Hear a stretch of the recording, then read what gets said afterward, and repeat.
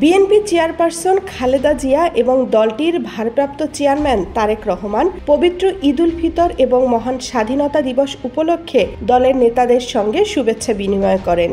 ঈদ উল ফিতরের দিন রাত ৯টায় গুলশানের বিএনপি চেয়ারপারসনের রাজনৈতিক কার্যালয়ে এক অনুষ্ঠানের আয়োজন করা হয়। শুভেচ্ছা বিনিময় অনুষ্ঠানে লন্ডন থেকে ভার্চুয়ালি যোগ দেন খালেদা জিয়া এবং ভারপ্রাপ্ত চেয়ারম্যান তারেক রহমান।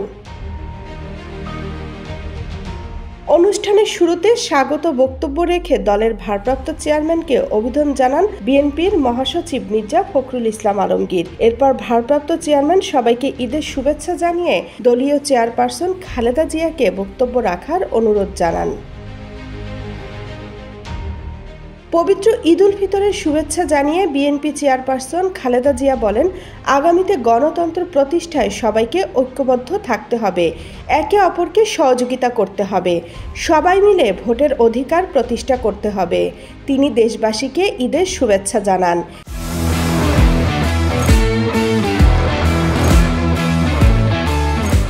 দীর্ঘদিন পর সবাইকে এভাবে পেয়ে আবেগ আপ্লুত হয়ে পড়েন তিনি।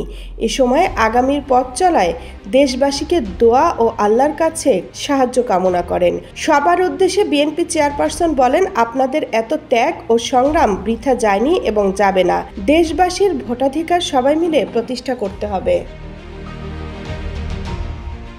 শুভেচ্ছা বিনিময় অনুষ্ঠানে উপস্থিত ছিলেন বিএনপি মহাসচিব মির্জা ফখরুল ইসলাম আলমগীর, স্থায়ী কমিটির সদস্য খন্দকার মোশাররফ হোসেন, মির্জা আব্বাস, নজরুল ইসলাম খান, আমির খসরু মাহমুদ চৌধুরী, ইকবাল মাহমুদ টুকু, জমির উদ্দিন সরকার, গয়েশ্বর চন্দ্র রায়, বেগম সেলিনা রহমান, ভাইস চেয়ারম্যান বরকতুল্লাহ বুলু, আলতাফ হোসেন চৌধুরী, যুগ্ম মহাসচিব হাবিবুন নবী খান সোহেল, সৈয়দ ইমরান সালেহ প্রিন্স, অ্যাডভোকেট নিতাই রায় চৌধুরী, আবদুল্লাহ আওয়াল মিন্টু, চেয়ারপারসনের উপদেষ্টা এস.এম. ফজলুল হক, গাজীপুর জেলা বিএনপির আহ্বায়ক কে.এম. ফজলুল হক মিলন, মহিলা দলের সভাপতি আফরোজা আব্বাস, সাধারণ সম্পাদক সুলতানা আহমেদ, জাতীয়তাবাদী আইনজীবী ফোরামের সভাপতি জয়নাল আবেদিন, ঢাকা মহানগর উত্তর বিএনপির আহ্বায়ক আমিনুল হক। তামান্না তাহসিন খান, কালের কণ্ঠ।